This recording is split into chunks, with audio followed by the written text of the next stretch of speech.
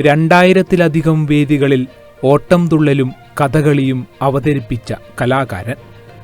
തുള്ളൽ കലയുടെ കുലപതി കലാമണ്ഡലം ഹരീന്ദ്രൻ ജൂലൈ 12 ഞായറാഴ്ച രാത്രി 6:30 സക്സസ് സ്റ്റോറിയിൽ എത്തുന്നു.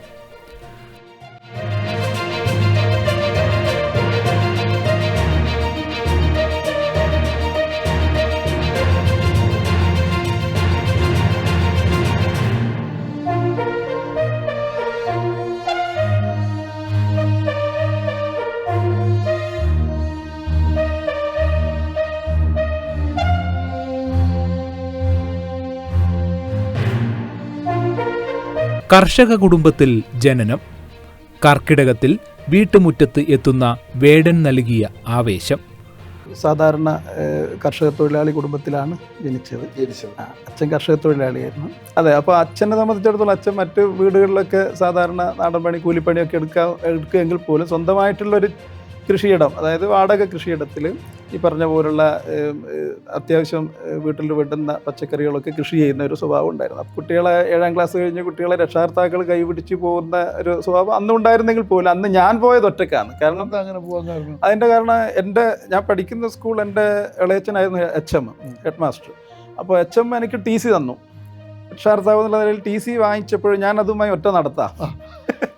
കൂത്തുപറമ്പ് തൊക്കിലുകാട് ഹൈസ്കൂളിലേക്ക് ഒറ്റ നടന്ന ഈ കർക്കിടക മാസത്തിൽ വേടം വരുന്ന ഒരു പരിപാടി ഉണ്ടല്ലോ, ഈ ഭാഗത്തൊക്കെ കണ്ണൂർ ഭാഗത്തൊക്കെ ഉണ്ട്.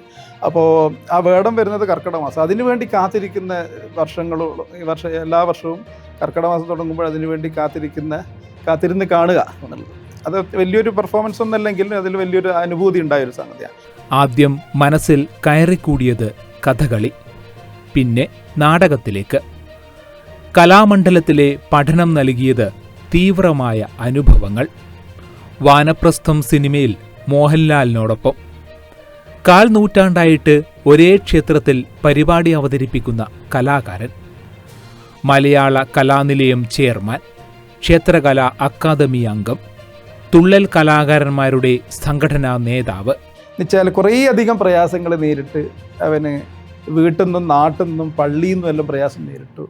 അങ്ങനെ അവനാണെങ്കിൽ വലിയ താല്പര്യക്കാരനും. അങ്ങനെ അവൻ വെക്കേഷനെല്ലാം പോയിട്ട്, അല്ലെങ്കിൽ ഓണം വെക്കേഷനെല്ലാം പോയിട്ട് വന്നാൽ നിരന്തരം അവൻ ഉള്ള ഈ പറഞ്ഞൊരു ടോർച്ചറിങ്ങിന് വിധേയനായി, വല്ലാത്ത രീതിയിൽ പലതരത്തിലും. അപ്പോൾ അവനൊന്നും അങ്ങനെ ആ രീതിയിൽ ചേർത്ത് പിടിക്കാനൊന്നും മറ്റാർക്കും പറ്റിയതുമില്ല. പിന്നെ ഒന്ന് ഈ പറഞ്ഞ സഹപാഠികളായിട്ടുള്ള ഒരാൾ പറഞ്ഞു ഇതിലും ഭേദം വല്ല വർക്ക്ഷോപ്പിലും പോകുന്നതാണെന്ന് മറ്റൊരാൾ പോയി. പിന്നെ ഇത് ഒരു ക്രൂരത അല്ലെങ്കിൽ പീഡനം എന്നൊക്കെയുള്ള പേരൊക്കെ പറയുമ്പോൾ അത് മറ്റൊരു തലത്തിലേക്കായി മാറും. ഇത് ഞാൻ നേരത്തെ പറഞ്ഞതുപോലെ ശാരീരിക ക്ഷമത നമുക്ക് കിട്ടാനും അതുപോലെ ഇത്രയും പീഡനങ്ങൾ ഏറ്റൊരു വിദ്യാർത്ഥിയുടെ മാനസിക നില തെറ്റുന്നില്ല എന്നുള്ള മറ്റൊരു കാര്യമാണ്.